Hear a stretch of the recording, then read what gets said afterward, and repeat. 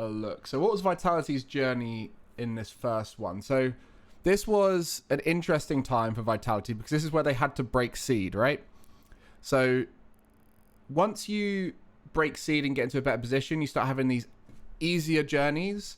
So Vitality had to go through the toughest journey in their first regional. Quadrant, I mean, it wasn't the toughest. The quadrant's not the same as past quadrant.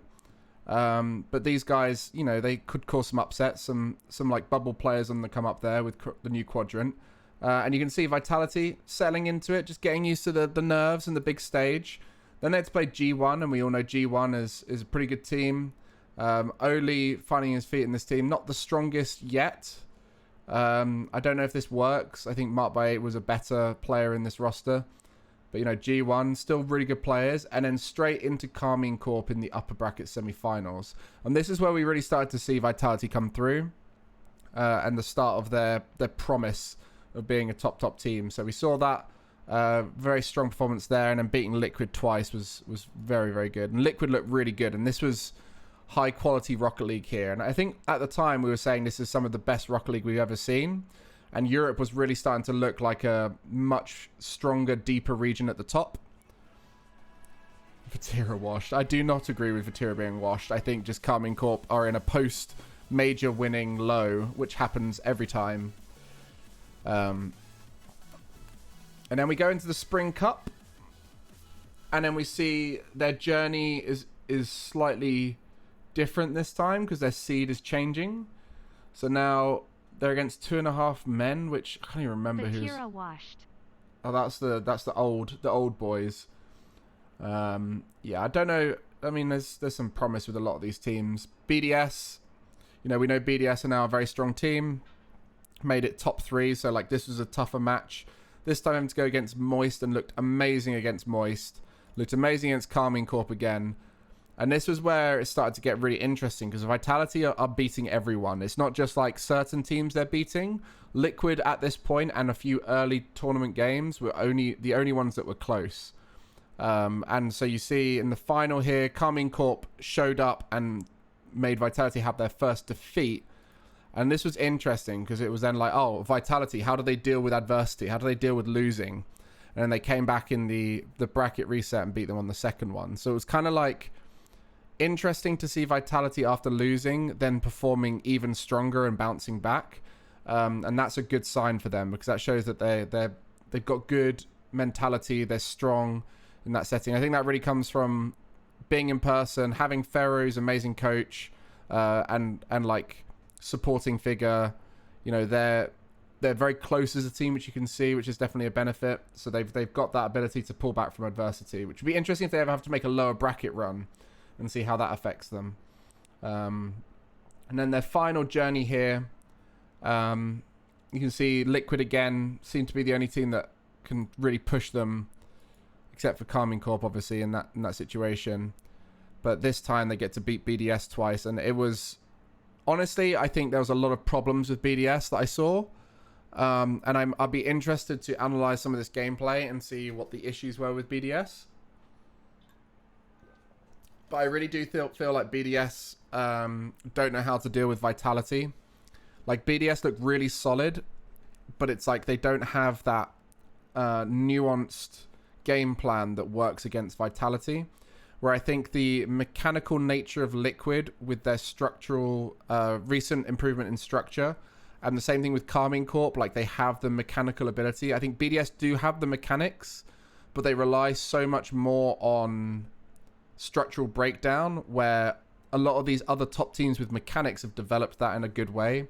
So Liquid, KCorp, and Vitality, despite being incredibly mechanical, even Moist now as well, all being very mechanical teams, have developed a structure, right?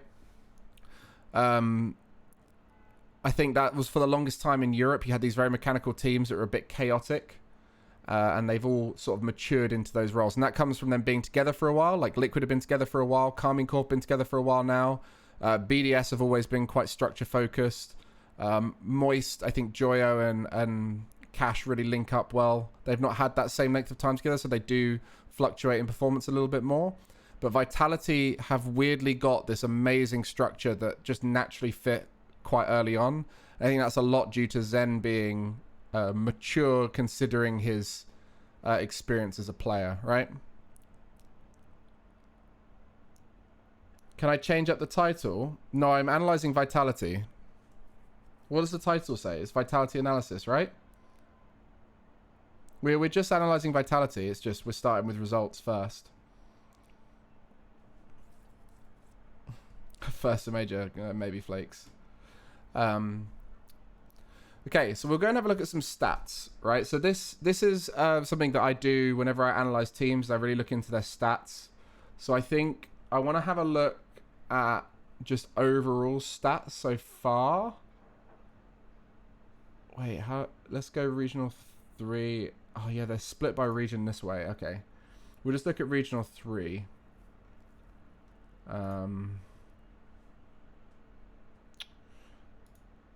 Okay, so games. Right, here they are. Okay, so I'm just looking at, this is the general point system. So we've got score, shots, goals. You can see Zen like really high on the points, and that comes a lot down to just the amount of goals and assists. So very much, that is assist, right? Yeah, very much like involved in the offense. And like just see how many more shots they're getting as a team.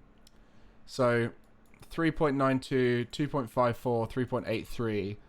So that's what, 4, 8, like 10 shots and only conceding 8. So they're getting more shots than most people. So the offense is always there. And that just comes with their aggressive nature with fast recovery. It like speeds up the game speed a lot. So there's a lot more opportunities per game. Saves wise, Radisson seems to be the defensive powerhouse in the team. We've noticed that as well in the gameplay a lot. Demos wise, they are getting demos, but like they're getting more demos than they're conceding, but it's not like a huge game plan thing. Like no one has like com level demos. It's just they're just moving fast. And like Alpha's one of the fastest players on the pitch most of the time, so he's moving quite fast, getting a lot of demos. So it just seems like they're playing fast. They're playing aggressive. They're creating a lot of offensive opportunities through these stats, and they're executing well. And this is the big thing, right? Like mechanics allows you to execute well. Like these are reasonably good shooting percentages. It's not like crazy out of this world. Like Liquid have pretty good in comparison. And I guess it comes down to that, taking those opportunities and scoring them. So yeah, it's like they're getting a lot of opportunities and they're scoring a lot of their opportunities. Now I'm interested to have a look here at the boost stats. This is where it starts to get quite interesting. Yeah, Alpha's one of the highest boost users, but he keeps his boost quite high. So like he just moves around the pitch a lot, takes a lot of hundreds. Yeah. Takes a lot of hundreds, just munches a lot of boost. Let's have a look at some. Okay, so average amount is good here. It seems like they're just very balanced. Like I'm not seeing anything crazy here. It just seems very balanced, right? Like they keep a lot of boost. They're not. There's nothing extreme I'm looking at here. Like there's a lot of time at 100 boost here for Zen, which is pretty good. Like that's one of the highest. Like if we go like here, time at 100 boost, he's probably one of the highest, yeah. So like just having availability to boost seems to be a big part of their game plan. Let's have a look. Anything else that stands out? Like they're getting a reasonable amount of small pads. Like they're all getting big pads and small pads, which is key. You see some teams where you have imbalances in that, where some players are much more big pad heavy and some players are much more small pad heavy. You can kind of see that here with Alpha being slightly more big pad, but he still gets a lot of small pads, and Zen slightly more big pad, but you know, it's like not that deep a difference. Like if we look at a team like this, look at BDS, like you can see the difference here. Much bigger ratios there in that team. And like if we go down towards other teams, they'll probably have a more accentuated difference, I would imagine. Like we see Actually, no. To be fair, it's definitely improved. Let's have a look. Oxygen. Ixo always used to be a bit of a small pad user, and then Archie a big one. Yeah, yeah. Jory is big. Yeah, you see Archie is always quite high big pad, quite low small pad. So there is some differences in a lot of other teams like that. But I don't think it's as big as you think. You can normally see it more in individual series where someone has a good or a bad series. But yeah, like Vitality just looks really balanced in their stats. Like I don't know what better way to put it than just balanced. Okay. So one of the biggest factors in performance is percentage behind the ball, right? So this is one of the best stats to have a high one in as a team. Now, let's see if that's the case for Vitality. 75, 76, 72. I'd be interested. Let's have a look as a team, because I think percentage behind the ball is one of the best indicators of a team that's good. Oh, they don't have team percentage behind the ball. But yeah, I think you can see there. And why do you guys think percentage behind the ball is such a good stat to have as a team? Like having a high percentage behind the ball.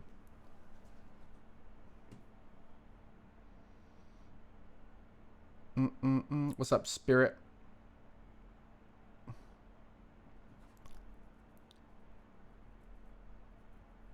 Can always have a favorable 50, good defense. It shows a lot of very positive things. It shows that your recovery speed is good, so you get back quickly. It shows that you're not, like, if you think of every interaction where you get beaten to the ball, think of every single time that happens, if that results in the opponent getting pressure, you're going to land upfield and your time in front of the ball is going to rack up. So it on average shows winning interactions more often as well, a little bit, because if you win interactions more, or when you do lose those interactions, it goes to a teammate who then quickly takes it forward, or you lose an interaction and recover fast, then that's going to have a much lower time in front of the ball, right?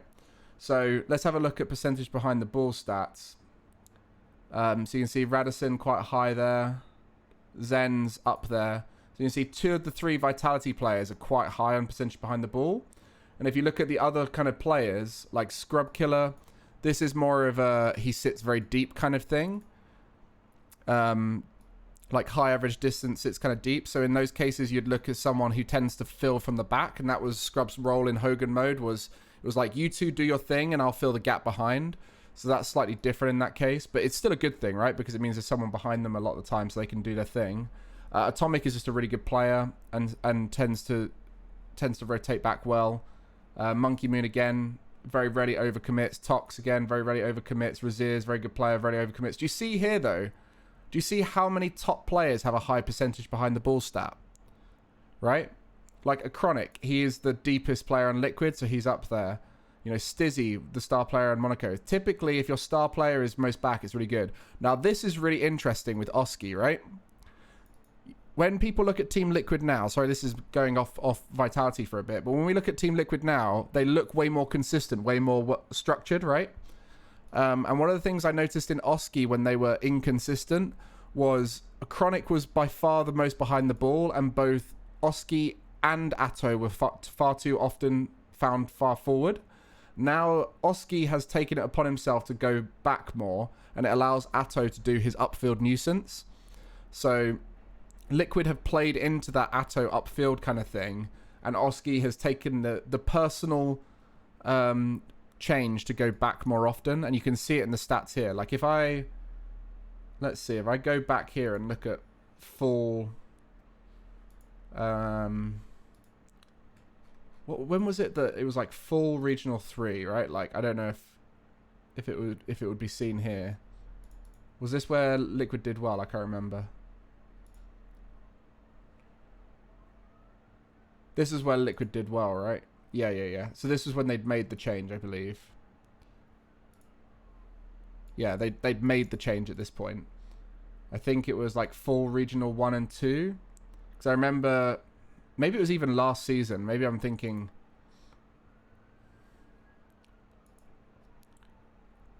But yeah, sorry, this is just a little bit of a tangent here. Games. Yeah, so their win percentage wasn't as high here. Right? Okay. So let's look. Oski. This could be really embarrassing if it's not the case. So, Chronic, 75. Atto, 68. Oski, 68. Right? You see? So, Oski made a massive change to his rotation to mean that he got back more often. And that's allowed Liquid to be a much better team. They changed it for Regional 3 of the full split. And you could see the difference in consistent pressure they had and how much less pressure was put on a Chronic to be the superstar at the back. So, anyway, that's just a fun little tangent there. So that's one of the big things about, going back more often. Okay, so we've seen all that stuff there. Is there any other stats here? Alpha tends to be most forward. Zen's pretty balanced, and Radisson's most back, which is a nice balanced. Having like that hierarchy of the 3 players makes it quite easy to know who should go when and where people are in general, which is quite nice. Now, this is the interesting one I wanted to look at, was movement speed. So again, this is faster than it used to be, right? Like the speed of play has gone up. Alpha's one of the fastest movers. But you can see Radisson and Zen, they're not going crazy fast, right? And like they're pretty grounded. Like this is pretty averagey on the grounded. Zen plays quite high up, right? So like these are quite high mechanic sections of the play. So you can see like percentage high air. Like Tho's always gone up high for aerials. He plays quite high with his aerials. And that's like a personal thing. But you can see who the mechanical players are. Based off of Metane's an interesting one. I think he's probably similar to Tho, where he goes up for a lot of challenges, but maybe I'm wrong about that. But like Noasaki, Joyo, Raziers, Atomic, Zen, Alpha, Rezi, Oli. These are all... Oli's is actually a bit more because he does floaty high aerials. Jory's, but like the super mechanical players, they go quite high up in the air. And both Zen and Alpha have quite high stats on that. So they're playing this like high mechanical game plan, and it's effective because they've got the mechanics to do it. And then Radisson is playing more grounded to try and fill the gaps around and be that defensive unit for the team. And you can see he has a more of like a mid-speed. So he spends a lot of time at the mid-speed and slower speed to fill those gaps and less time at supersonic. Where Alpha and Zen... Zen's very like slow speed into fast. So he's more like reading the play. Alpha's more zoomy and like zooms into the play. So you've got those differences in the way they move around the pitch, which is good as well. But yeah, Alpha's just always been a zoomer. He's always zoomed around the pitch. Like he's one of the fastest movers. Like I said, Atto just is given free reign to do what he wants. But yeah, Oski, Atto, two of the fastest players. Liquid play one of the fastest game plans in RLCS, which is why I think they're able to keep up with Vitality. And you can see Growly's one of the faster players. Which is why they've been an absolute nuisance and causing a tear. So like that high speed with good execution is so key for Vitality. What do you think of the stats then? What's the key takeaways for you guys? I mean, it's nothing too deep. It just shows that they're getting back more, moving fast, but like varied in their approaches. So it means that they're hard to read.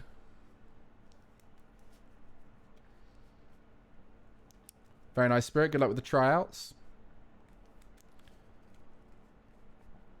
But yeah, I'd be intrigued as to what you guys thought of that reading of the stats. Like, they're just better. So it's like, I think the key takeaway is that they're not doing anything extreme. They're just solid stats across the board, right?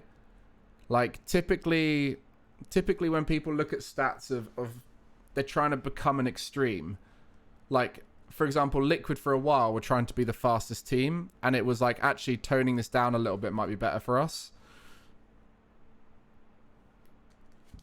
And it's like they're skewed high end for a lot of things, but mostly it's about like solid, consistent stats, like good boost usage, good speed, good grounded stats. Like they are, and then they're play slightly higher slightly faster, slightly more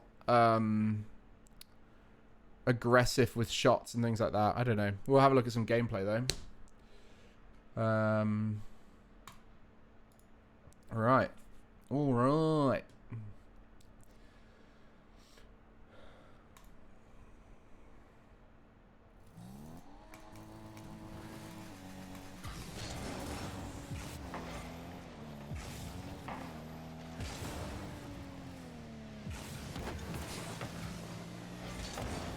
This is what I mean about the recovery speed, right?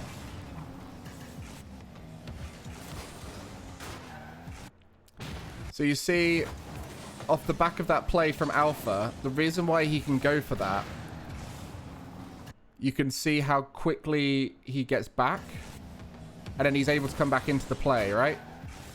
Same kind of thing with Zen here, right? Zen goes for a play. Able to get back in the play a lot quicker. You can see Alpha's already back. Like, the recovery speed is so fast from these guys. Right? So, like, here, Alpha gets that block. Already back into the play. So, there's just constant in-your-face vitality. And I think it just comes from teams are trying to go too straight on with their game plan against them. They need to work them a little bit more.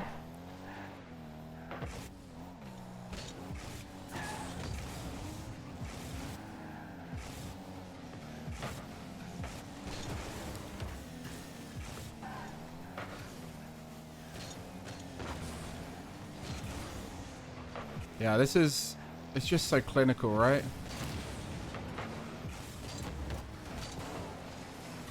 Like you can see here, right? It's just a constant disruption of the play, but with very little commitment, right? It's like the lack of overcommitment from these plays. I think so much of why they're good is their recovery speed. Like, honestly, it brings out an extra level of them to be able to do stuff, right? Like you can see here, like Zen's taken over. Alpha's already out, you know? Hey, what's up, Asna? And it opens up so much potential for you as a team to be able to try things. Look how quickly Alpha's back out. Radisson just does these little touches and then is quickly back out again, right? Oh, yeah, I remember this.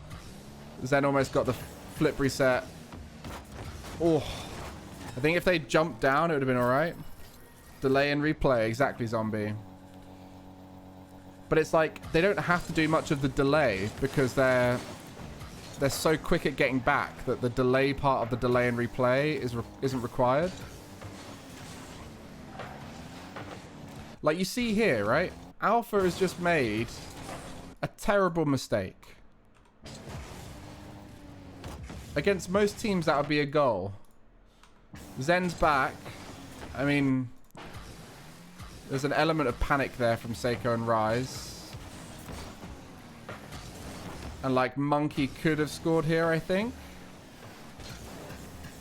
I mean, Monkey should have single jumped that one. But the panic it causes in opposition, because of how fast they get back, forces them to rush touches. And so they get rewarded for the speed at which they play and how quickly they recover.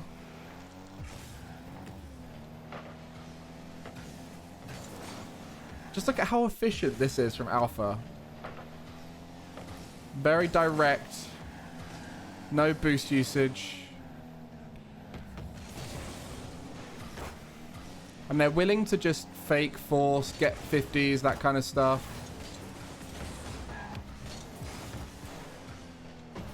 You see there, like the give up on the play from Alpha? Just like, okay, you can hit that, that's fine. I'll just land, pick up some pads.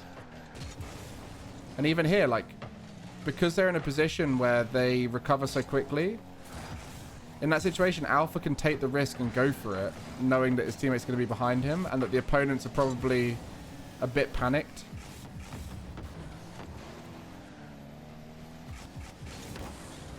So they get rewarded for missing, even though you shouldn't miss where possible, but because their recovery is so quick, they are given the ability... Oh, that's unreal. They're given the ability to take risks, and that's why they go for touches like this, because, like, in this situation, going up here, your opponents just let you go, right?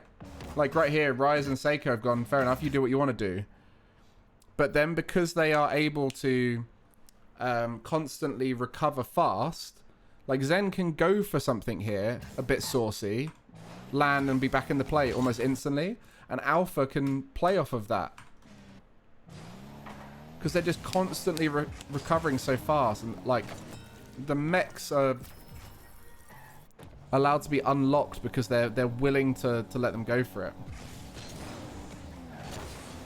How you doing, Zombie?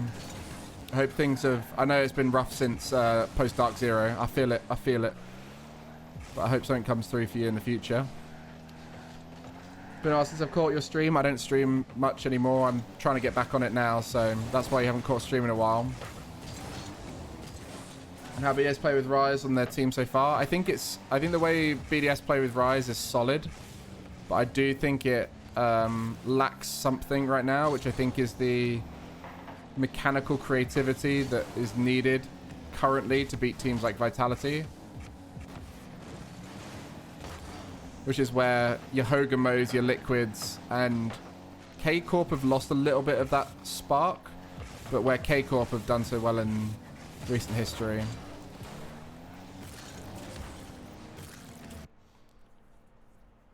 That's alright, Whitehammer. Comms, have a look at Gen G. I think they're a bit extreme in their comms. I don't know if they still share them, but Gen G used to share their comms. I think they're hard to replicate because it's quite a lot. But it can be interesting to listen to. Solo watch of Radisson for a bit.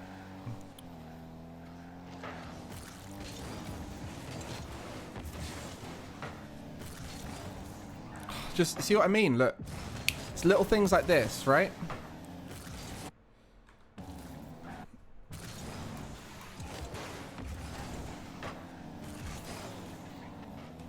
That little boost interaction there. So if we watch Seiko's point of view here, he's a little bit too close to Ryze, which is his mistake. And just his slower recovery speed has led him to miss out on that boost. But when we watch Radisson,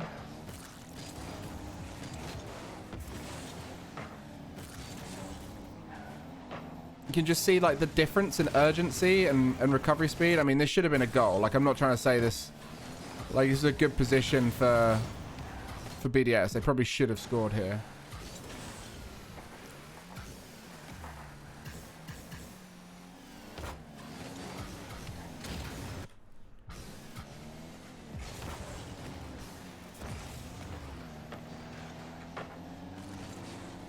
Bad rotation angle from Alpha.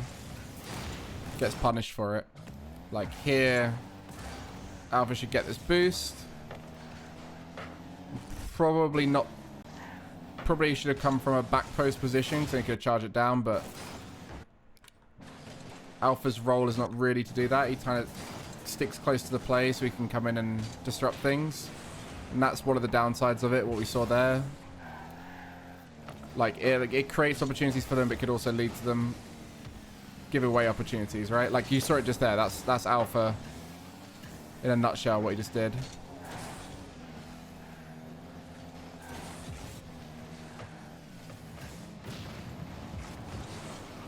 See, again, Alpha's sort of playing that disruptor initiator role. Works quite nicely. Yeah, they're all playing really well. I think Radisson is rightfully taking a bit of, and on this particular occasion, because Zen was popping off so much and Alpha was playing so well, he's taking a little bit more of a backseat. But we even saw Zen try and take that role on a little bit more in the first regional, so it does show you that they can be a little bit more interchangeable than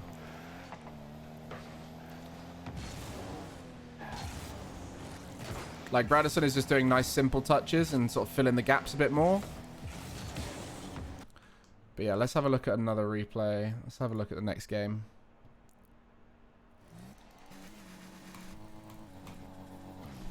Let's watch from Radisson. Interesting. Do they do the double boost grab kickoff? And then what did Zen do on this? I'm intrigued.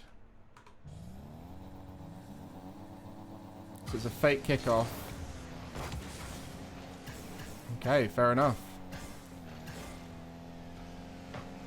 It's kind of like a fake kickoff, but where they can't catch and dribble, right? So like, it's a fake kickoff where the opponent can't catch and dribble.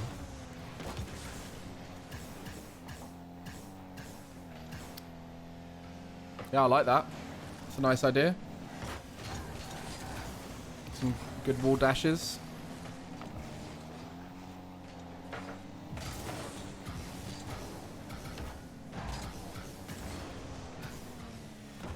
Again, you see the efficiency of the movement is what allows for the quick recovery, right? Like, out of the mechanics, they're landing with speed. It's just everything they do is very efficient. You see, even there, how little boost Zen is using in this situation. It kind of reminds me a little bit of like what First Killer does and what Daniel do. You know, like the way those guys are super efficient with their boost. That's one of their greatest strengths that people don't talk about, is their boost efficiency and movement. It allows them to just do so much more. Apparently Jack as well. What a shot. Like, even there, look at how much boost is still in the tank.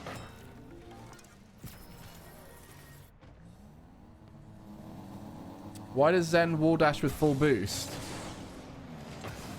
I think it just comes down to the exact same stuff we described, right? Is to keep more boost in the tank for future stuff, right? Like, if you can not use as much boost in a situation, don't use as much boost in a situation. I remember seeing this live and everyone was probably thinking, what's Seiko doing? But it's because he had such little boost, right? And probably thought he had more time. But like, when you're low on boost, it's so tight. He should have got it. Like, I'm not trying to protect him. He just thought he had more time. Bad pathing. Bad boost management. Like, why is Seiko on such little boost? Good demo. Turns forward. Pads up. That touch unexpected. Yeah. Misread the bounce bit, yeah. Yeah, exactly. Kino, wall dashing to accelerate. Like, you shouldn't wall dash to maintain supersonic. It's, if anything, you lose speed if you do it with supersonic.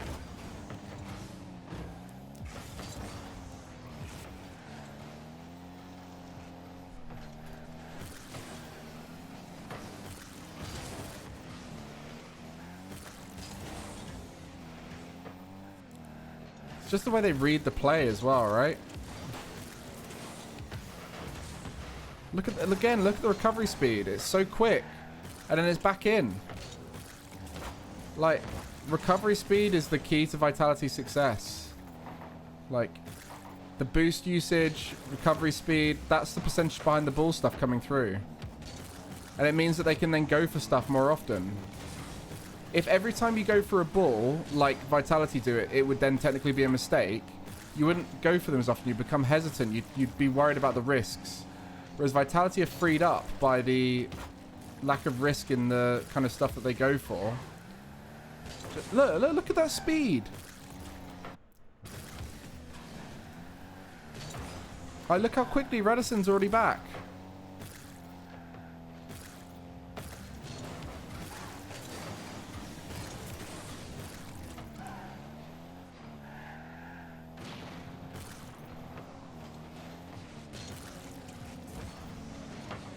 So good. Like, just constant recovery, and it means that it makes the opponents panic way more. And it means that they can read the play and get in position better, whereas if you're slow to recover, you're limited with what you can cover. So you have to just cover the best thing you can. Like, think of times when your teammates dived in, and then you have to start, like, wasting time, delaying, or, you know, like, you have to dive in at an uncomfortable time, whereas, like, if your teammates recover faster, they can get into a position that makes more sense. Okay, this is good. This is good. And like they're taking slower options when their opponents are slow back. So it allows their teammates to recover a bit quicker as well.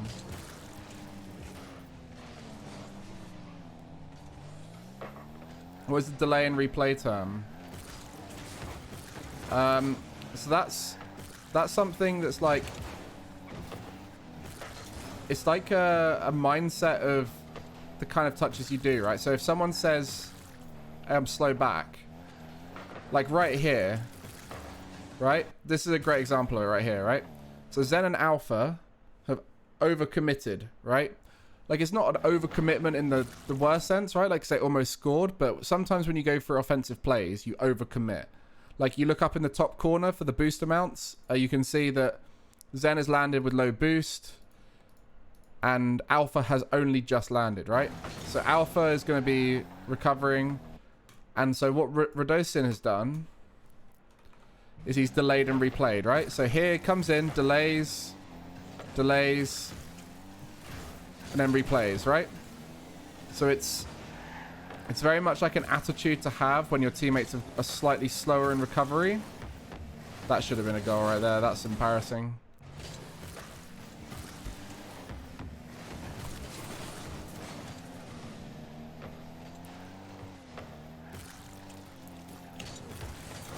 So yeah, it's specifically a thing to do when your teammates are slower back, and it's a good second person decision making protocol, and it's a good like third man protocol as well.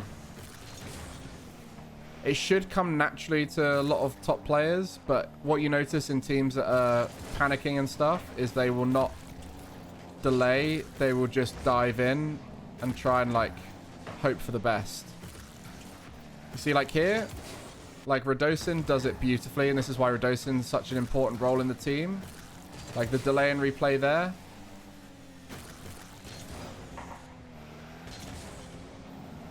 Like just having those constant feints and jabs at your opponent to try and see if they'll bite. Which leads to them not being certain whether you're going to go or not. Jeez.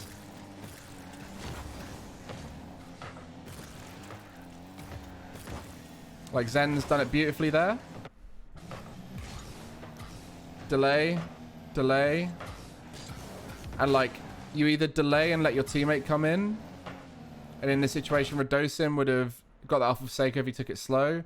But then instead, he had to rush it, so then Zen can take it like that, right?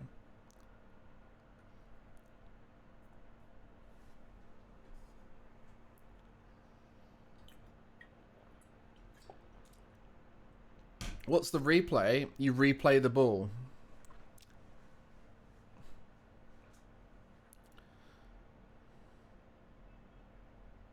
Nice Vitality back to Coach Gregan glory days. I mean, they had a lot of glory days with Mal. I don't think you can say it's back to Gregan glory days. Like, post Gregan, they also had a lot of success when it was Alpha, K-Dot, Fairy Peak, you know? Like, they've had 3 generations of glory days. I want to see them against Liquid. So let's have a look. Spring... Is it Regional 2 they played Liquid? In the final?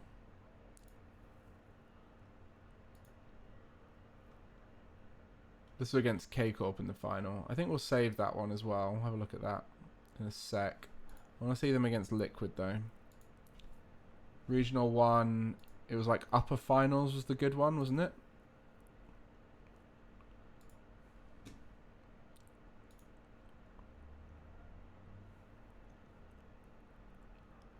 I'm going to look at game 4. Yeah, I'll have a look at the series against KCorp as well. Let's have a look.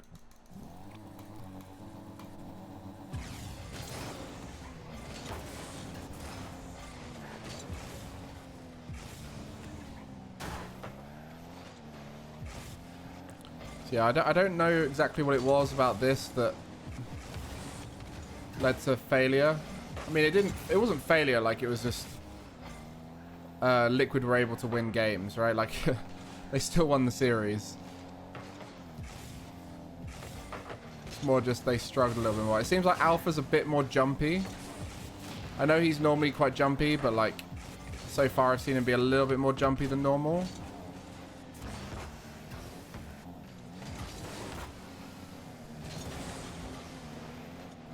It's also because Liquid move faster. I could imagine they're able to win, and they use a lot more boost. I should imagine Vitality were a little bit more boost starved in this series. Actually, let's have a look at the stats real quick. I should imagine against Liquid they get more boost starved.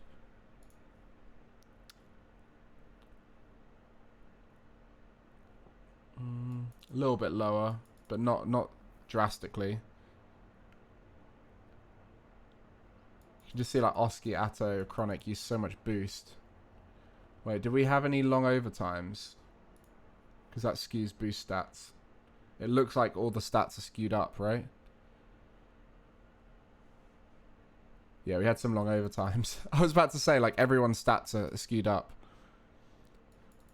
So we've essentially got an extra game and a bit's worth of time, play time. So all the stats are going to be skewed up a little bit. So when you look at these numbers, like the raw numbers, they're going to be skewed up. Average amounts are still good for Vitality, like slightly lower. But like time at 0 boost is a bit higher.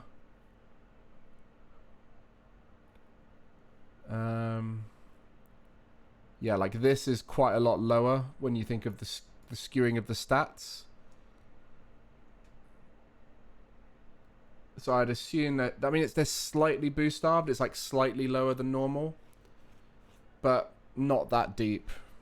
Like that average amount of Redosin and Zen is like one unit lower. Time at 100 boost is a little bit lower, but not much. But it's really hard to process this because you can see like the stats are all skewed up. Like this is crazy high, right? Because so this is more like a 16, 17. This is more like a 21. More like a 22. I'd say. But anyway, let's get back into it. Redosin's time at 0 boost stands out.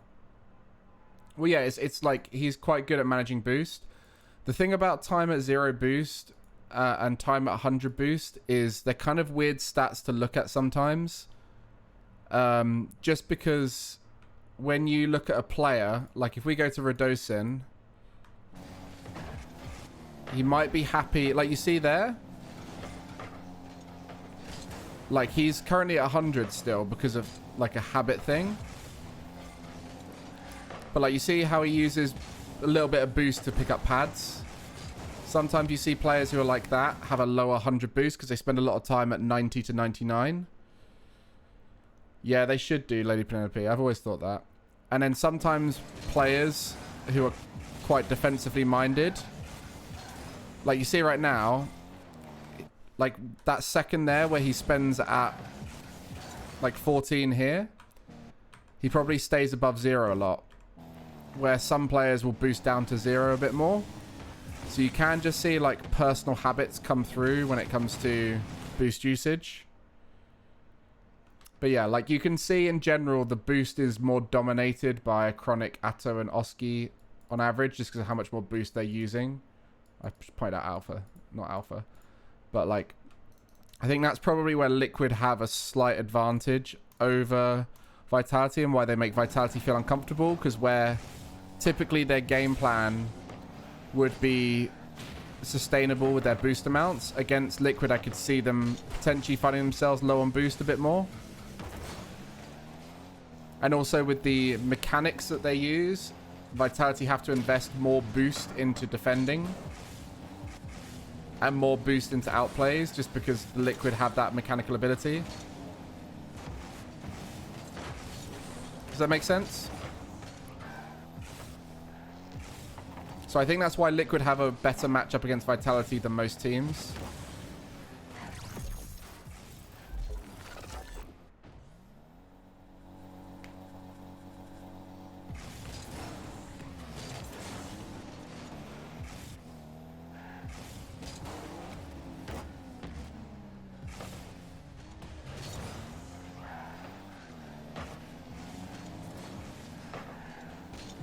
You can see they're a little bit more jumpy against Liquid because they're more scared of their mechanics, whereas against BDS, they were much less scared of what they're capable of. So I think there is an element of mechanical respect towards Liquid, which we see a lot of teams have against Vitality, right? Like, a lot of teams go quite early against Vitality because they don't want to give them the space to be able to do their mechanics. Like, you saw their Redosin going up early against Atto, and that's exactly why, because you give them the space to get that flip reset. It's quite scary.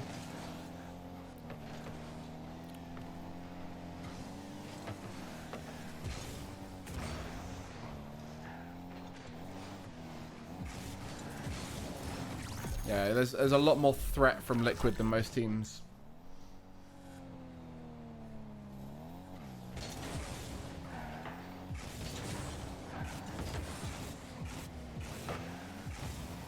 And like, this is one of the few lobbies where Alpha's chasing the play more.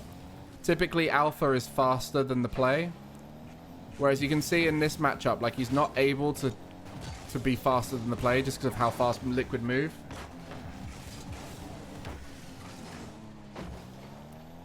I prefer the way ball chasing is, Lady Penelope. I've tried using Octane in the past, and I just find it quite hard to process. That's just personal preference. I think as long as you're aware of how to utilize things like overtime skewing data, I think it's alright.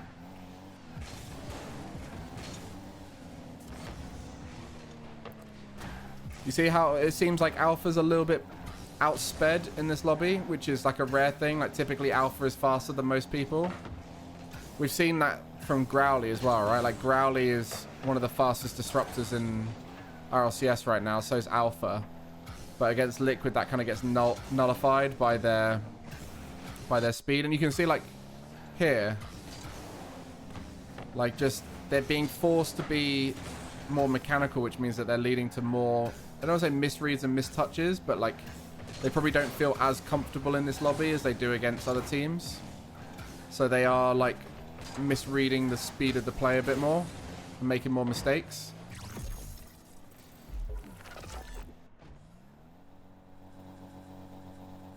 See you later, Ashley.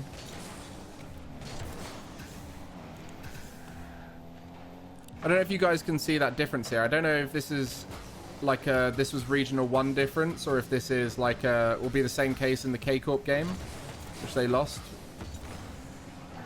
I'll have to have a look at a regional 3 game against Liquid as well, maybe, and see if it's similar there.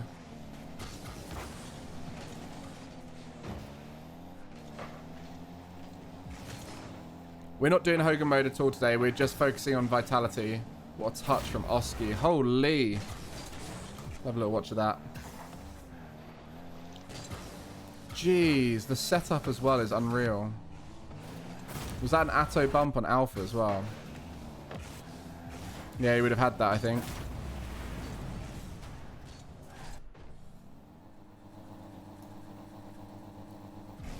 Okay. I'm just going to skip to the final goal and then go into a different game. I want to look at the KCorp game in a bit. Oh my Zen, that's unreal.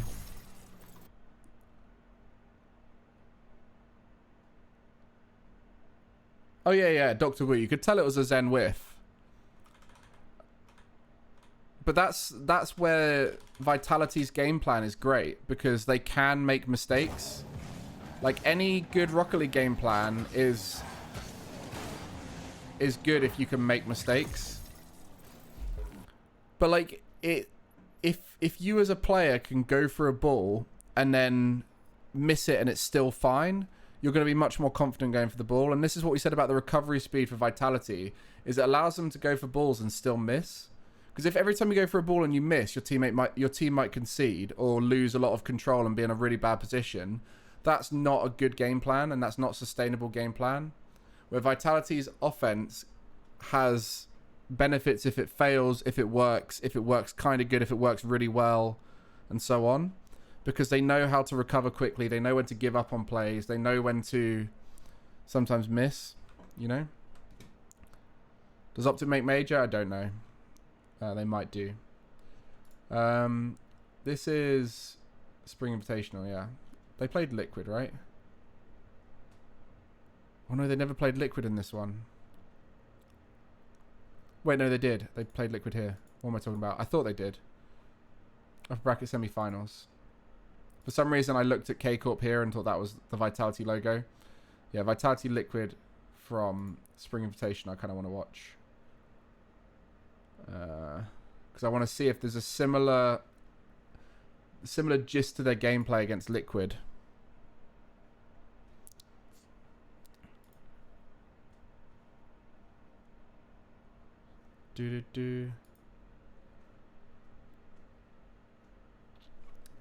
Upper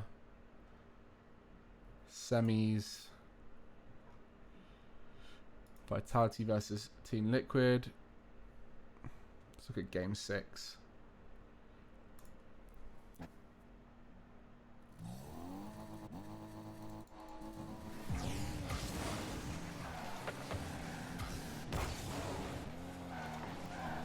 I think Alpha's sometimes the most interesting person to watch from, because you can see him get outsped against Liquid, right?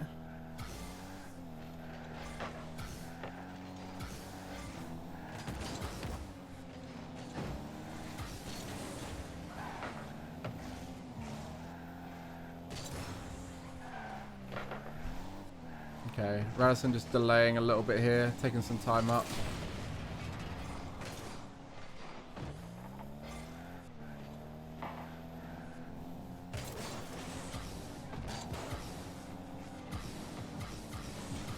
Jeez. Again, you can just see the mechanical threat that Liquid offer is enough that Vitality feel the need to pre-jump it at times. Like you see there, Alpha. Ooh. Just not given the space to do what he wants to do because the Chronic's so quick up to that. And they're already on him, so just Alpha is getting shut down a little bit more. So like these guys are fast enough that Alpha cannot run rampant as much as he does against other teams. So against teams like Liquid, we have to see people like Radossin come in a bit more clutch and plug in those gaps well. And this is really good by Zen, right? Like, Zen has created a goal without ever jumping off the ground. Right? Like, this is that quality that we talk about with players that are smart enough to recognize that not going for the ball is the best option sometimes.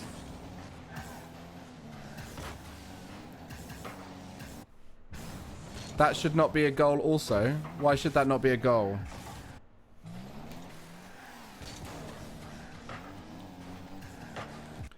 Yeah, I mean, Oski rotating ball side has led to that being a goal, but you can see the Zen threat forced Oski to be in a bad position. And Atto slow back to the net. Like, Atto should have got back to the net quicker than that. Like, that's a minuscule difference of picking up the boost, right?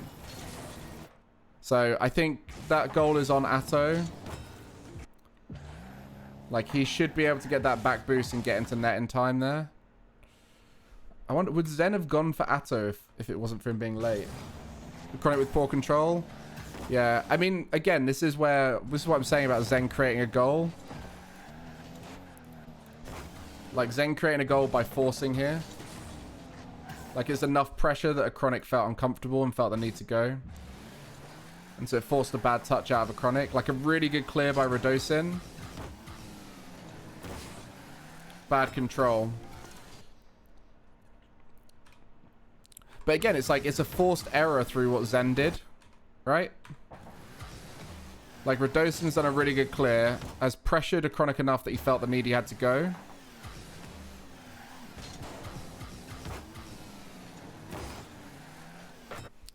And the question was, would Zen go for Atto here if he was closer to net? I think Zen would have turned off ball cam and gone for Atto there if he'd been back to net in time. So, like, it's just like, it's very safe option selection from Vitality that's led to a goal, and it's forced a mistake out of Liquid, right? Like, everyone on Liquid here has made somewhat of an error, like a small error, but Vitality have punished that with very, like, non-committal, like, simple game plan stuff. Like, Radossin, big clear. Zen, grounded, force bump attempts and rotate out. Alpha, close read on the play, quick shot, powerful shot, good placement. Right, like it's all like really good, simple stuff done well. And that's where the vitality, speed of recovery and instant in-your-face rotations, whilst also not always going, sometimes not going, constantly keeping their opponents guessing, create situations where mistakes like this from a Chronic will come out, right? Acro has enough boost to block. He does, but he... Like, it's like what we said earlier. Most teams play in a way where you should be fine to not go for it, right? Like, in that situation, a Chronic goes here. He's like, I can't get that. One of my teammates should be able to cover that. In most situations, there would be someone covering that there based off of the speed of rotation of the team, where a Chronic imagines his teammates to be right now. Someone should be able to cover that, right? And by forcing the block on it with the boost, it would just chaotically ping out in a way that would result in more pressure on them, less boost on a Chronic, and so on. Right? Like, this is where KCorp, Liquid, Vitality, to a certain extent BDS. I think BDS is still, like, inconsistent with it a bit. But, like, one of the greatest strengths these three teams have now is knowing when to give up on the play, recovery speed, and retention of boost. And it's decisions like this that are really hard to come up with. And, like, sometimes they fail, right? Like, the hardest thing you can do at the highest level of Rocket League is give up on a play knowing that you're giving your opponent a free shot, right? You think Liquid just played that poorly, not because anything Vitality did? If you genuinely believe that Vitality did nothing here that led to this pressure, then that's madness. Like, if you think Vitality didn't do anything here that led to Liquid being under pressure, this is a counterattack, right? At the moment that a Chronic is about to go for this ball, Liquid are uncomfortable. And I'm not trying to defend a Chronic here. Like, a Chronic would rather have done a different touch. But, like, he also would rather have not had to jump for that. He would have rather have just taken control of that ball.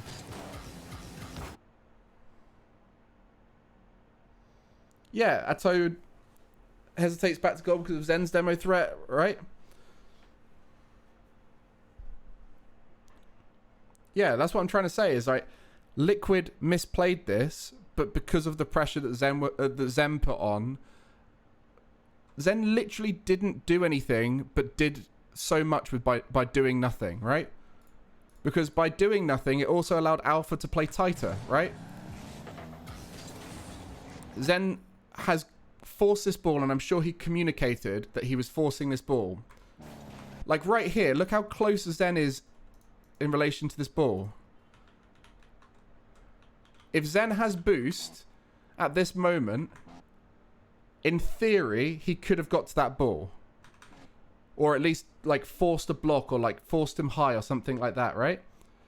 Zen is close enough to that play that a Chronic feels the need to go early and beat him. And Zen, this whole time, I assume, has communicated he's not going, right? So that means Alpha can confidently push forward, knowing that a Chronic, whatever Chronic's touch is, there's going to be no chaos involved, no Zen involved in the play. Zen is purely rotating out, and by the time Alpha goes for the ball, he will be going as the first and not as the second, because Zen will be able to recover quickly. And so therefore Alpha is going onto this ball with the opponent floating as a first person, knowing that Zen is going to be back by the time he goes for it. Right? Chronic was also afraid of there. Exactly, he was forced. He was forced to do something. So Alpha can go full confidence for that ball, knowing that whatever Zen does in front of him, he's going to be back in time. So it's not an overcommitment from them. Right? And this is like dream first person decision making from Zen. Because it's like the most comfortable a second person can come into the ball. The hardest role to play in Rocket League is second person when your first person has committed. Right? Anyway, we've overanalyzed that. I'm just trying to show you that it's like the fundamentals, like the basics that Vitality are doing well, that's leading them to score goals. again, this is what I was saying about, right? Like, these top players are comfortable making decisions like this, knowing that if the dream scenario for your opponent happens, where they boom the ball or whatever, the structure behind them is there to take control of that ball, right?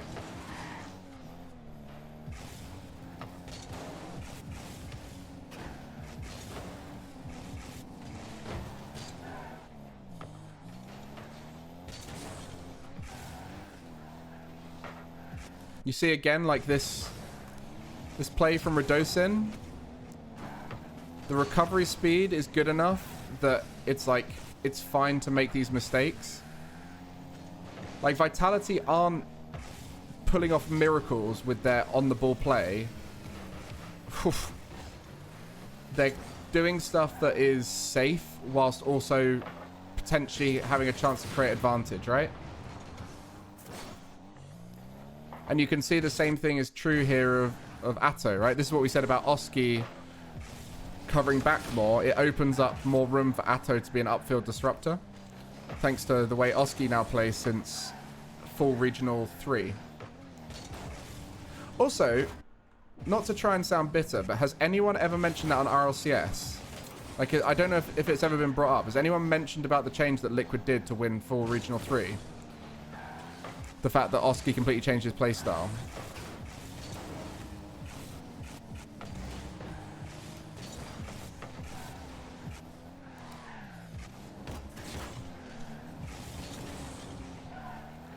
Because I feel like that was such a cool and unique thing to watch as a Rocket League analytical mind, was to see the change that Liquid made that made them now a very mature mechanical team as opposed to a chaotic, fast-paced team. That's hyperbole. What's hyperbole?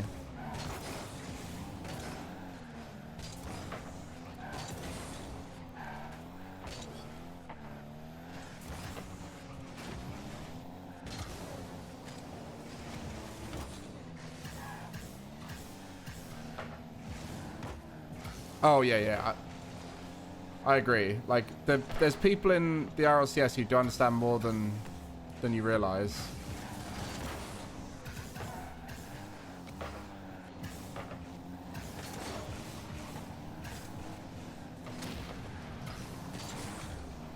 I don't even think it's like Achieves is good, full stop. I think it's Achieves is given the time to be able to articulate his thoughts, because it's expected of Achieves, and I think there's a lot of casters who don't have the time to be able to process what they're thinking.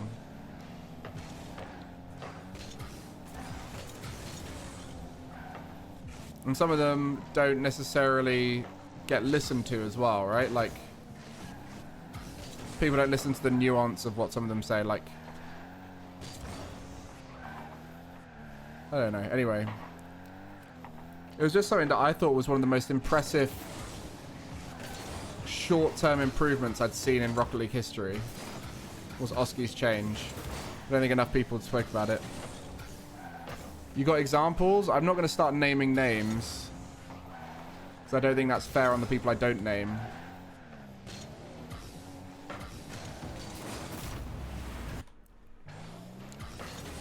Okay. I think this was a poor decision by Zen to go get the back left here. I think Zen here should just be using pads. I think by going for that back boost, he's essentially boost-starved Alpha, which has led to their goal, and mispositioned himself, right? It's a bit of a mistake from...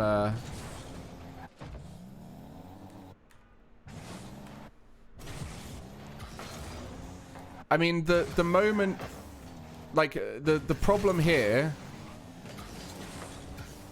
is using up all the boost to go get a boost that's not there, and then going to the back left 100, and then going for the ball, right?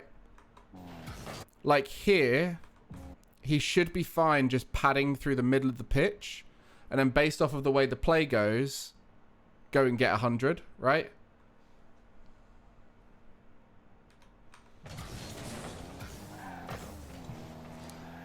There's very few situations where going for one back 100 and then going to the other back 100 is the right decision. Because pretty much in all situations, you should be... Yeah, let me get my pen out. I think it'll be easier to show. I haven't used this pen in a while.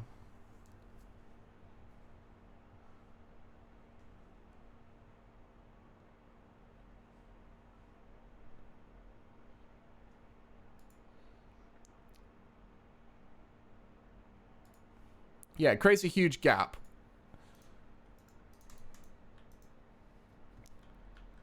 Okay. So firstly, conserving boost here is a good idea. Like, the idea of Zen to go to this back boost makes a lot of sense, right? Because he... Oh. Sorry. The idea of Zen going to this back boost over here makes a lot of sense because he believes that 100 is going to be there, which his timing's just slightly off in his head. I'd be interested to see whether it got taken in a weird timing earlier. So, like, around then. So, like, it makes sense in Zen's mind that it should be there anytime now. And he's just misjudged the timing. Because you see it spawns just afterwards, right? So, like, this movement pattern was correct. It was almost, like, too quick and too efficient that he got to the boost that bit quicker. But in this situation here... He probably should have just conserved these pads here rather than use them, right? This is like really fine details and it's like an over-exaggeration, but this is where the mistake comes from. So there is obviously upfield stuff that you could say is a mistake, right? Like Alpha going for that there was unnecessary, which led to him running out of boost. Like if we watch... Now Alpha's got no boost, right? Like Alpha should never be going for this with that little boost.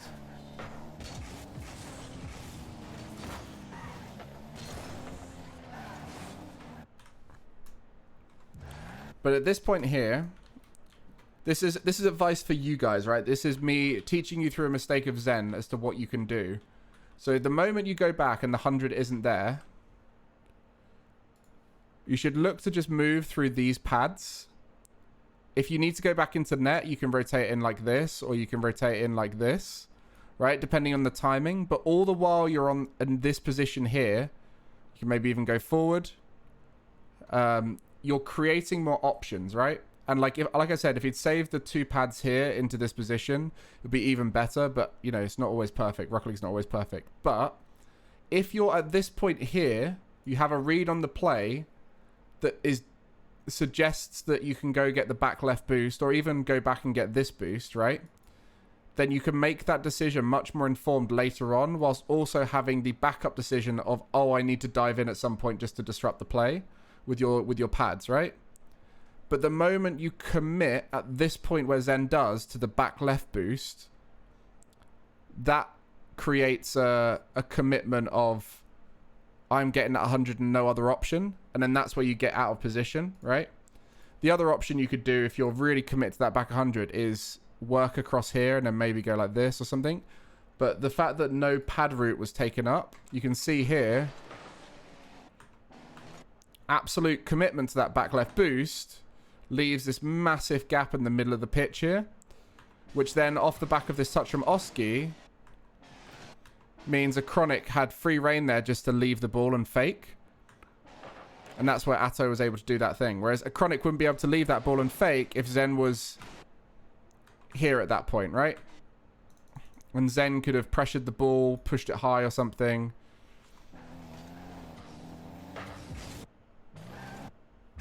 Does that make sense? And then in this situation, if Radosin, in this situation here, had taken more control of the ball and kept the ball, at any moment when on defense, Zen could have... Oh.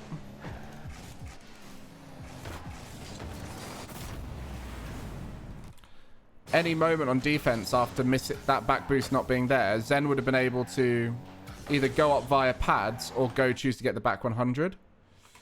But yeah, it's like that decision to pad up it doesn't commit you to padding for the rest of the 100 tank.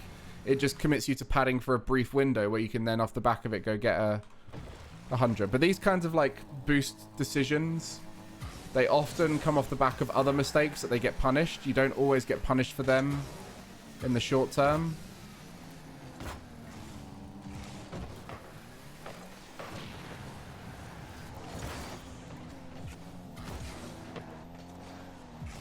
And this is where you see players like Radosin will typically be quite good at that kind of stuff because they play a lot of third.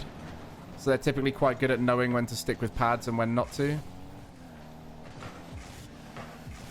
That's really smart. Very clever.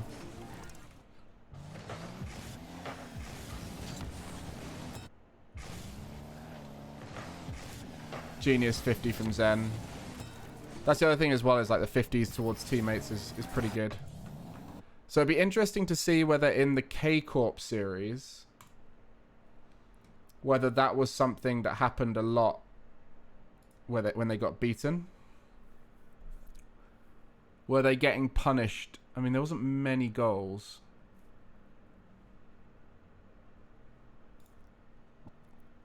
Hey, what's up, Waiton?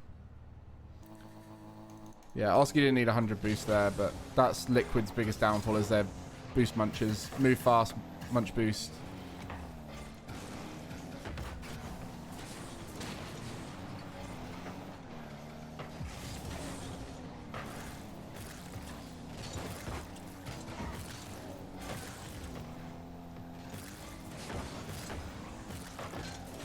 Jeez! Radosin, what a defender.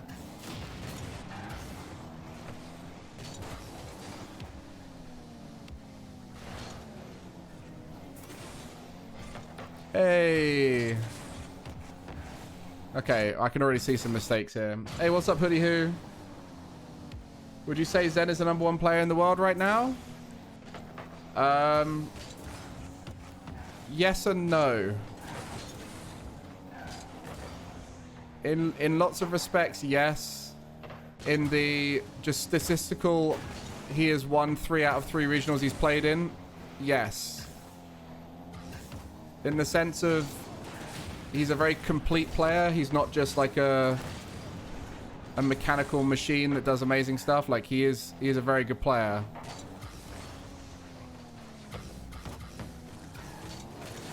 But I don't know. I think it might be too soon to like fully commit to that. But I'd also say that currently, if I were to sign one player onto my team and know that they're going to make the team better, Zen would be that player.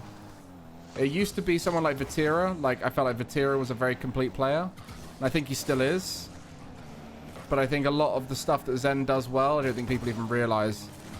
Like a lot of his boost efficiency, his positioning, his decision making, all that kind of stuff. How you doing, Hoodie? I hope you had a good stream. Welcome, everybody. We are doing some vitality analysis right now. We're trying to see why they're so good. Currently, the main benefit is their recovery speed and boost efficiency is such a big factor for them. Alpha being one of the fastest players in Rocket League right now means that he's constantly disrupting, constantly in their face. And Zen is unbelievable on the ball. Radosin is unbelievable as a defender. Like, they've got so much quality as a team, but it's their recovery speed and efficiency that seems to be their greatest strength right now. It is what it is, Herring Man. Say Zen is #1 player in the world. Answered that. Hoodie's said something. Doing well. Thanks, bud. Hope the stream goes well. Fingers crossed people enjoy it. So mental in shambles. I mean, he's a winner. And when winners stop winning, they struggle. Very complete team, I agree. Yeah, back on the analysis streams. You can thank KCorp93, RLCS Caster, for pushing me to come back.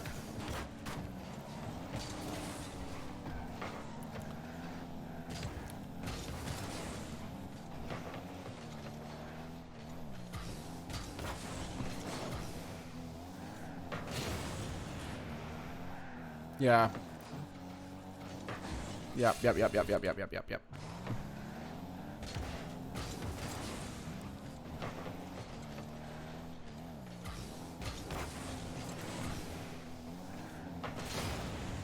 So you can see the biggest issue is they're playing very narrow right now. So Vitality are their best when they're expansive. And that means that they are in space with the ball, with speed, with momentum, with boost. And what I'm seeing a lot of here is a lot of these little smaller touches. And like trying to be like too cute with their touches. And you can see right here what that's doing is that's just playing into KCorp's favor. Of like KCorp can just punish that with like they're much better in the smaller game. Like Itachi's so good at being a disruptor in the smaller game. Vatira is so good at playing around players like that.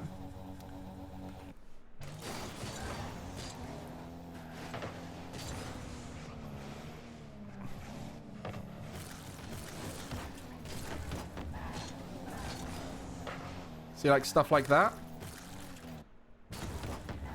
Like these kind of touches, they're very forceful, right? Do you remember what we said before about Vitality? To be fair, Alpha missed that pass from Zen, but that's because it was a very narrow pass, right? That's what I mean about it being narrow. Right? Like this is a very reactive situation. I know you guys look at Alpha and think, oh, you should get that every time, which he can. But like it's a very narrow window. He's low on boost. He has to hit it. There's no other option, right? What we said before that Vitality did so well is they play very wide and open, and like they can miss the ball and it's fine. Whereas these situations, if they miss the ball, it's like if you miss the ball in situations like this, it could lead to your demise as a team. So it forces you to feel uncomfortable. You guys must have felt that in ranked and stuff like that. Where when you're in a situation where you must hit the perfect touch, otherwise you'll concede, you're much more likely to mess it up. Whereas when you're in a situation where you're free and you can do whatever you want, you're much less likely to mess it up, right? And like in this situation, I should imagine Zen was going to put it back to him. And you see how hard it is to read Zen in this situation, because Zen is reversing towards the ball, flipping into it, and reading someone who's dodging a ball at you, it's really hard to read. Exactly. It's better for him to miss it than just give it away with a weak hit. So he's in a situation where the only hit he can get is a miracle hit, right? It's like a super powerful shot that's really hard for Vatira to read, with low momentum, low boost, and a small window of opportunity to react to it. And like by missing it, they end up just giving the ball away, and then that's where Vatira is now given possession to do whatever he wants, and that's where he's given the space to be able to score a goal, right? So like the expansive nature of Vitality when they're playing their best gives them that free reign to mess up, recover. It means that the ball is in much bigger areas of the pitch and moving around a lot faster. But by playing narrow, that plays into KCorp's favor, because Itachi is a very good close to the play disruptor. He's one of the closest players to the ball on average of any player in RLCS. Let's have a look at the stats. I'm interested to see whether this is the case. They did well in this regional, so we'll have a look at these stats. Players, positioning, average distance to the ball. Itachi, look how close he is. You guys probably, it's behind the text, but he's like one of the closest players to the play. It's like a traditional Fairy Peak role. Fairy Peak always used to do this a lot. He'd play in the middle of the pitch and disrupt the ball a lot. When we were one of the best teams in the world, that's what Fairy Peak did well. And he still does it, but he's less mechanically able to do it and doesn't have teammates to play off of it like Itachi does as well. But like, trust me, this is very close to the ball. And he also plays on low average amount because of it. I don't know if he's improved on this. It's definitely a problem, a bad habit. But average amount of 46, plays with pads over big pads normally. I don't know if it's always like that, but like this is historically the Itachi role, right? And so when you play a very narrow game plan, in fact, let's have a look, see if we can get, oh wait, that's not it. Let's see if we can get this.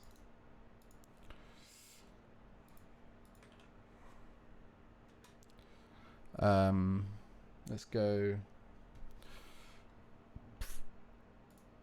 and let's go back to this. So you can see right here how close together they all are. And then how, consequently, that opens up a lot of space when it fails. So if you watch this right here, in fact, I'm going to put a team triangle. This should help you see how close together they are.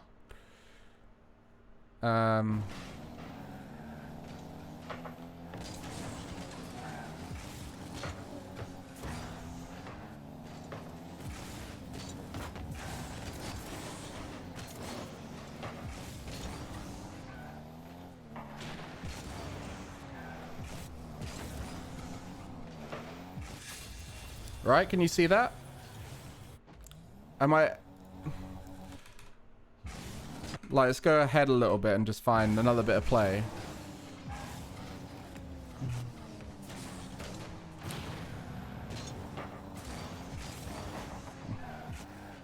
See how close together they're playing at times? Like, KCorp like playing close together like that. That's where their strength lies. But you can just see how small the red triangle gets in this, right? It's a bit more expansive there. But like, you see how tight they are together and how reactive that's going to be, and then they have to back off a lot more. And then when you see like challenges like that one there, right? So you see how they have to back off because they're too close together. Then the challenge that's about to follow right here from Alpha, he's turning into the play having previously faced backwards. So as he goes for that challenge, it's then in favor of Itachi. Itachi eats that crap up. Like, he loves that, right? Because he loves seeing someone turn in a vulnerable position, because then he can win that challenge in a way that goes in favor of his teammates. You see there, that gives a free ball to Exotic. So, yeah, that's what I'm noticing right here, is that and you can see that in game here now. So you see here, far too close. Like, far too close together, so they're going to have to be super reactive to stuff. And that just plays into Itachi's playstyle.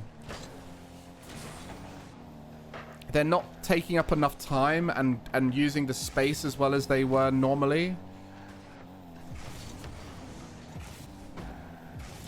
Like, you see, none of them are really taking up time on the ball. They're not, like, taking control of the ball and creating space. They're trying to react off of each other a lot faster. You see, like, very forceful. Like, you see that forced at Zen. Right, like, Zen's super close to Alpha. It's played at him. So he has to stop. It's very stop-starty, right? You guys see this?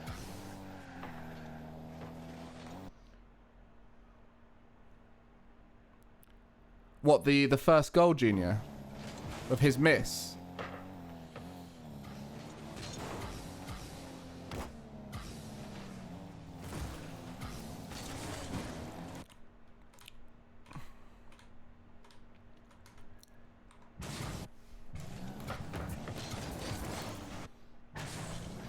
Like right here?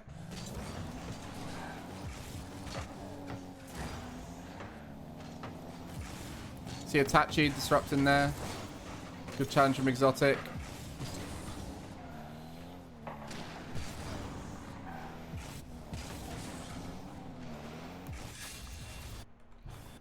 You see what you wanted to see?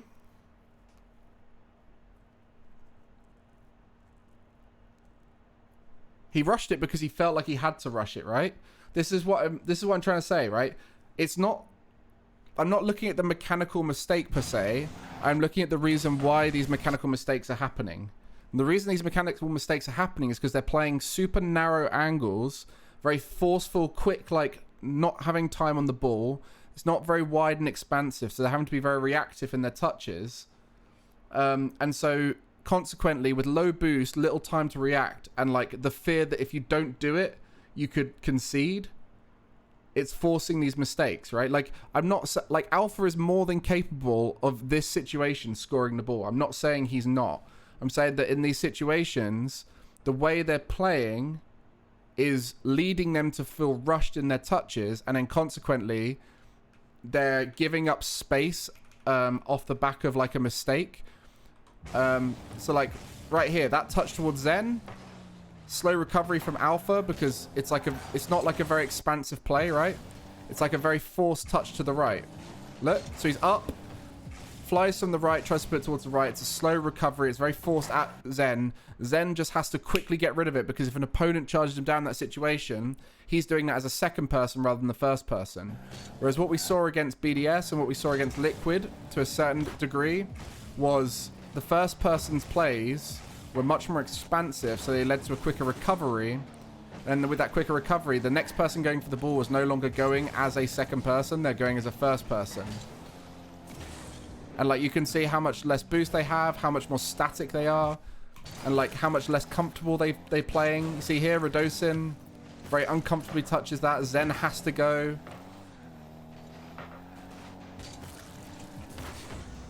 They're landing with 0 boost a lot.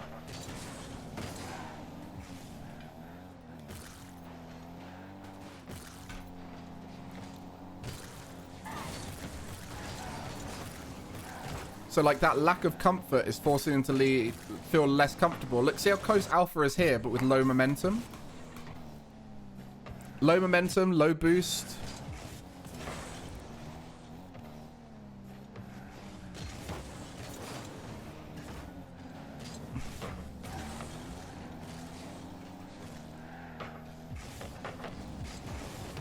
Low momentum, low... Force again, the same thing happened here, right? This is literally the same situation as the goal they conceded, right? The same situation. Zen has chucked the ball at Alpha very aggressively, and he's being forced to make a shot very quickly. And like you see in this situation, he's still recovering, right? Like he's just made that touch. He has no idea where the defense is because he's so close to the play, so underneath the ball, he's just recovering. So he has to make an offensive play without knowledge.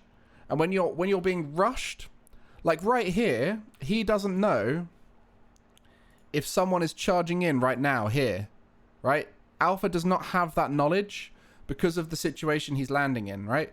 He's been too close to the play, so he's landing in a position where he could be aggressively getting charged down by the opponent, and he can't know that, so has to jump instantly, has to rush the touch, and consequently, the opponents can just back off and wait for the touch, right? And you see there, the moment Alpha jumps, remembering that the opponent's not there, has put that out of range. And you can just see, like... Look at how long the recovery speed is for everything, because of the fact they're rushing things. So they're not as comfortable. And, like, you see a lot of the touches that KC are going for are these, like, expansive... Like, I'm going to boom this ball and force you to panic and rush situations.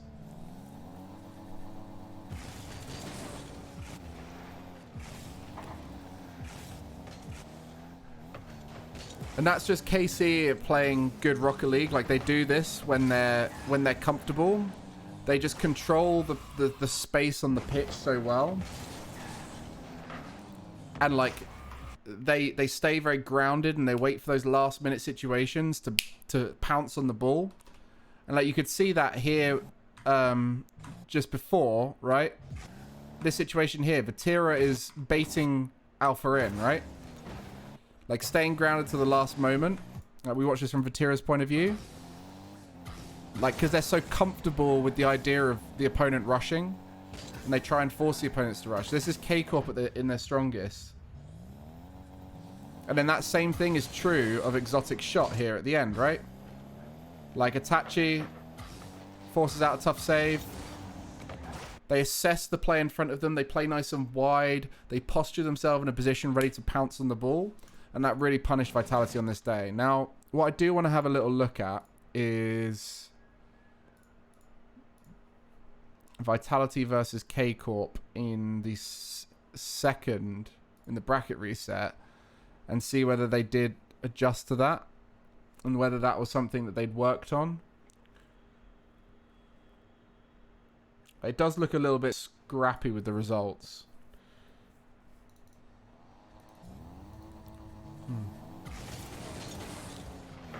All I'm hoping from this analysis, by the way, is that you guys just have a higher understanding of what makes Vitality so good.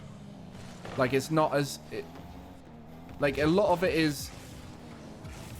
It's not like a playstyle thing. It's like habits. Like individual habits. Like so things that they do well as individuals. Things that they do well as a team. You can see, like, just see the space Alpha's creating for himself here. It's so much better than before, right?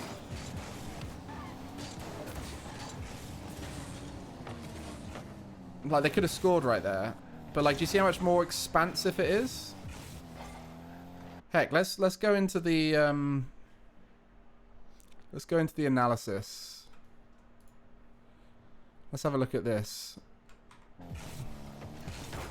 Look how much bigger the red triangle is on this one. Right? Compared to earlier? Okay. That was a bit poor from Zen. There's an own goal there. You guys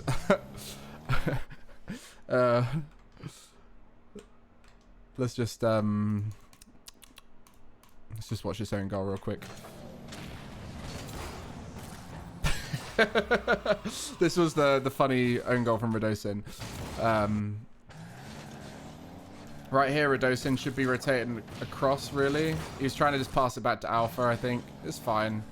Bit of a mistake. But again, you can see the close, intricate plays have much higher mistake likelihood. But let's go back to watching, see how much more expansive they are.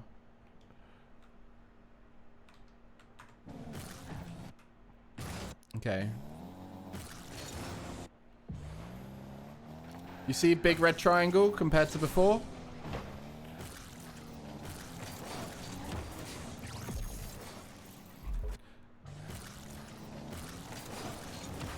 Like, do you see how much faster Radosin's coming in here as the second person? It's quite hard to see from this viewpoint. But I'm going to show you... let's just go like that.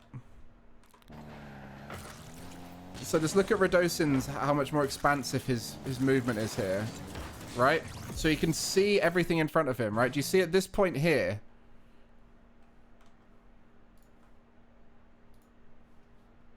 Can see Exotic, can see Vatira, can see Itachi, can see the play. Right? So the decision making is a lot easier for Radosin coming in. So you can see right there, as soon as Zen... And it gives Zen the ability to be more effective with that solo play. Do you think they recognize and analyze these habits and practice them, or do they just come naturally? I assume they will. I mean, even if the players don't, Farah definitely will be, and anyone else who's working on that side of it, maybe even one of the players will do it.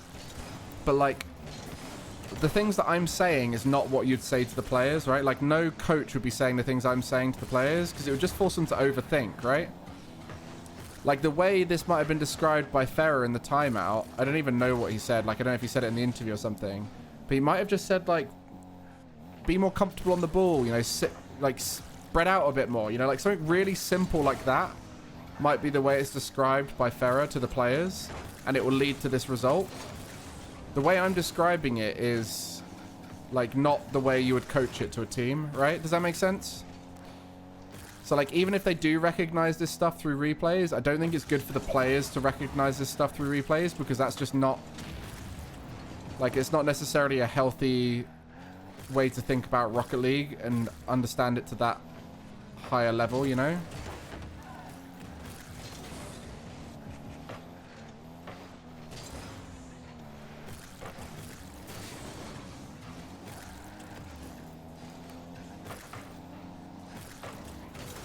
But, like, do you see how much more spread out they are now? So what's the purpose of doing the replays? What, for me to do the replays or the teams to do the replays? Overthinking is a problem for a lot of teams. And it's something that I've definitely struggled with as a coach, because I do understand this game on a deep level that is beyond that of what I should ever tell a player. Like, I have over-analyzed this game to a point that I've seen stuff in the game that probably isn't even there at times, right? So therefore I am theorizing and over-analyzing the game in a way that is not healthy for a lot of players. In the same way that, you know, a lot of athletes don't see the game in the same way as coaches and managers do. And sometimes I over-explain that stuff to my players, and I've definitely been punished for that at times in my career as a coach. I think that the main thing is to translate it to a player.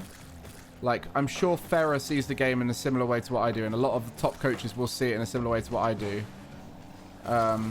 And in those cases, those coaches need to find a language to translate those things into adjustments in the players, right?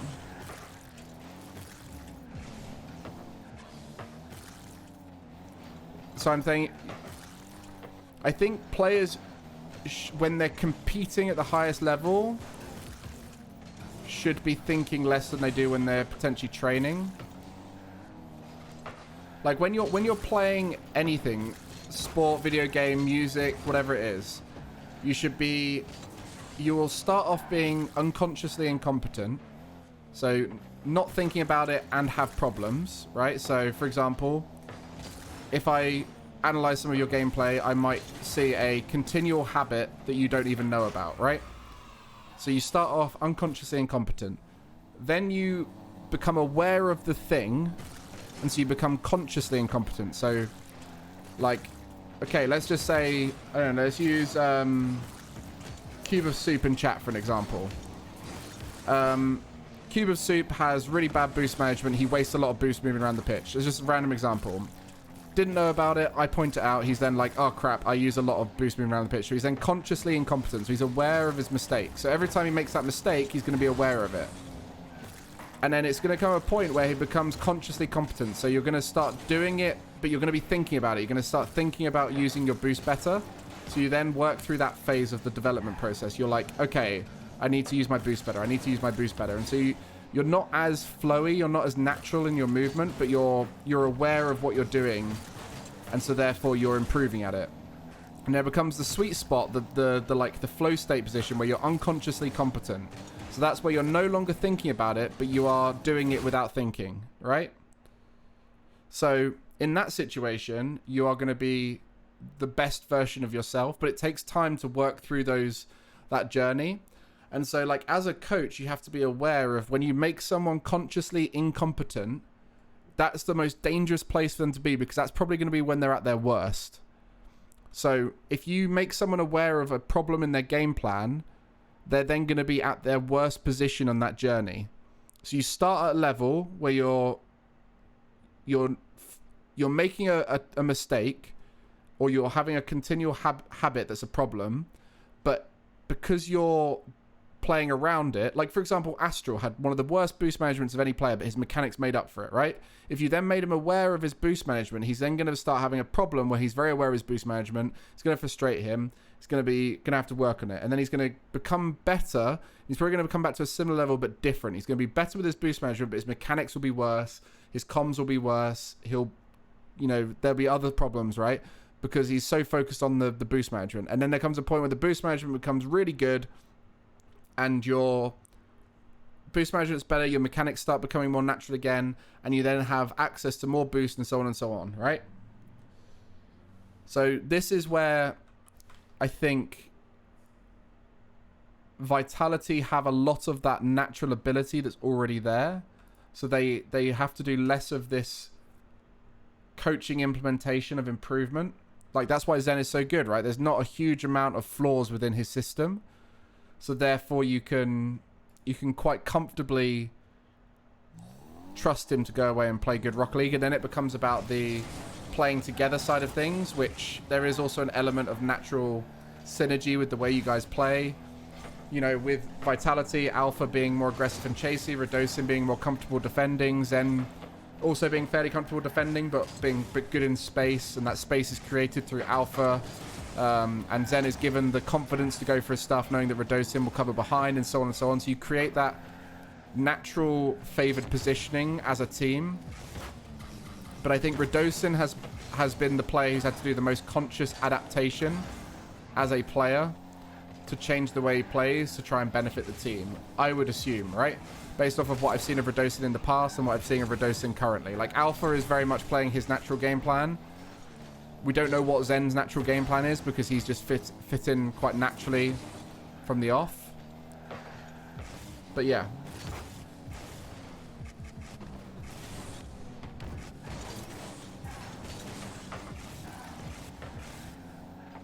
Yeah, exactly, Protocol. Exactly what you said, right? Like when you're competing at the highest level, you should be playing on pure instinct as much as possible. There is an element of thought that goes into some decision making. In tactical games in particular, that can be the case. It's why you see a lot of IGLs in more complex tactical games like tactical shooters and League of Legends and stuff like that, where because they're IGLing, they have to be consciously competent. And so consequently, the stuff that tends to do better when unconsciously competent tends to be less favorable in those players. Like one thing that you see a lot in tactical shooters is the IGLs are actually really good at clutching, right? Because they are very smart players, obviously, but they are able to lean into their mechanics in a clutch because they don't have to think about anything else, right? Where IGL means in-game leader. I don't know if that's what you're asking about, Cuba Soup. And so when they're in-game leading and their teammates are all alive, they have to sort of micromanage their team a little bit more. And so consequently, they are less focused on their mechanics, and so therefore they mess up more in their mechanical space. Whereas when they get into the clutch, if they're 1v2, 1v3, or 2v2 even, they're much more likely to just focus on their mechanics, which they have there. Obviously, they're a high-level pro. They are capable of those mechanics, and then they can lean into them a little bit more in those situations.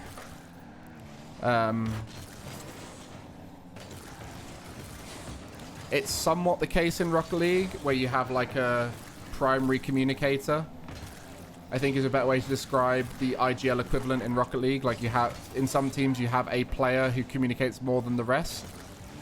And typically they will position themselves in places like third man more often, or they'll position themselves off the ball more often, so they can focus on their communication, and consequently their mechs aren't as good, but they can, like, when you watch them play ones or something like that, you're like, oh, actually they're quite good. Or like when they're just casually playing ranked, they're actually quite good, and that's just because they're focused so much on communication and orchestrating the team that they don't pop off as much. Exactly. The carry or damage characters in tactical games tend not to be the higher communicator. Yeah. Retals is a great example of that. I was thinking of Retals when I was describing all that. Yeah. IGLs tend to be bottom fraggers and last alive kind of stuff. Right. So what's the question?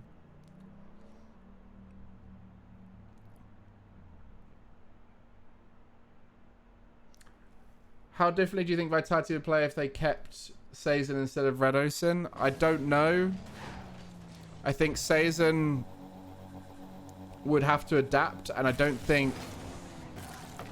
Like, he was forced to play the more defensive role with Radosin, and I don't think it fit him as naturally.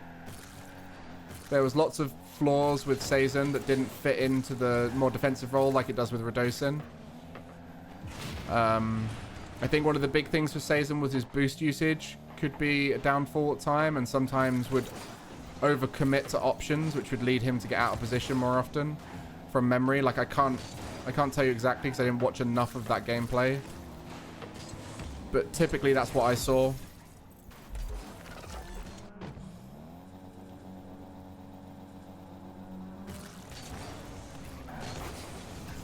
Transform's going to Rocket League tomorrow. That sounds cool.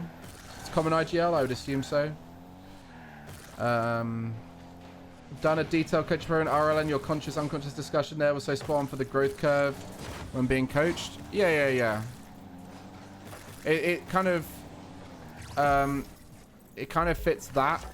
There's also the forming, storming, norming, performing model, which fits a similar kind of growth curve, and that's for similar reasons. But yeah. Do you think Zen's natural ability is the biggest reason for success, or the way he plays the slot, Rado and Alpha's play style? I just think he's a very complete player. Like, when you've got a player who's mechanical, smart, selfless but also selfish, like driven, passionate, like obviously gets on well with the team from what we've seen so far. Like the guys get on really well. Like all of these things, like Zen seems to have quite a complete package as a player. I think a lot of people overlook how long Zen's been developing for. Like I remember when I was at Vitality back in 2019, Zen was playing twos with Scrub when he was like 12, right? So like Zen has been on the map for a while. He's also, like, people say, oh, it's his first big performance in at the highest level of Rocket League. Like he's been playing at French LANs with top French players for years now, right? Like I think a lot of people think he's just come out of nowhere. He's like a prodigy, but like he's been around for a while. Like he played in stuff like the Rocket Baguette stuff during his period of being banned. So like, yeah, I think a lot of people overlook the completeness of him.